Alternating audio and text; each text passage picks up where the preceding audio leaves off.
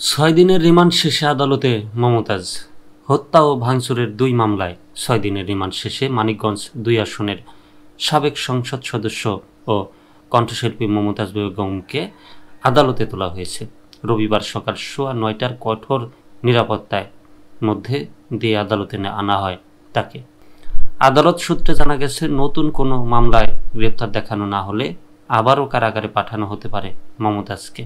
গত 22 মে Manikganj chief judicial magistrate আদালত 2013 সালে সিংগাইরের গোবিন্দলে 4 জনকে গুলি করে হত্যা মামলায় 4 জন এবং হরিরামপুরে বিএনপি নেতার বাড়ি ভাঙচুরের মামলায় মমতাজকে 2 দিনের রিমান্ডে পাঠান। হত্যাসহ একাধিক মামলা রয়েছে জনপ্রিয় এই কণ্ঠশিল্পীর বিরুদ্ধে। গত 12 মে ধানমন্ডির এক বাসা থেকে গ্রেপ্তার করা হয় আওয়ামী লীগের সাবেক এই সংসদ সদস্যকে। তখন কাশিমপুর কারাগার থেকে মানিকগঞ্জ আদালতে তোলা হলে তাকে লক্ষ্য করে ডিম নিক্ষেপের ঘটনাও ঘটে। একবার অনেক দিন আগে আমি এই মমতাজকে নিয়ে একটা ভিডিও করি।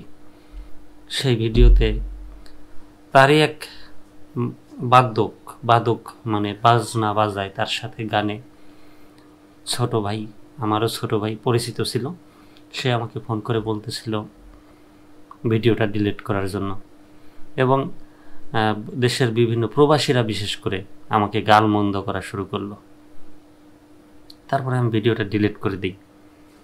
তো ভিডিওটা অনেক ভিউ হয়েছিল অনেক আগে, আজ থেকে প্রায় 5-6 বছর আগে হবে এমন ঘটনা, বা তারও বেশি হতে পারে।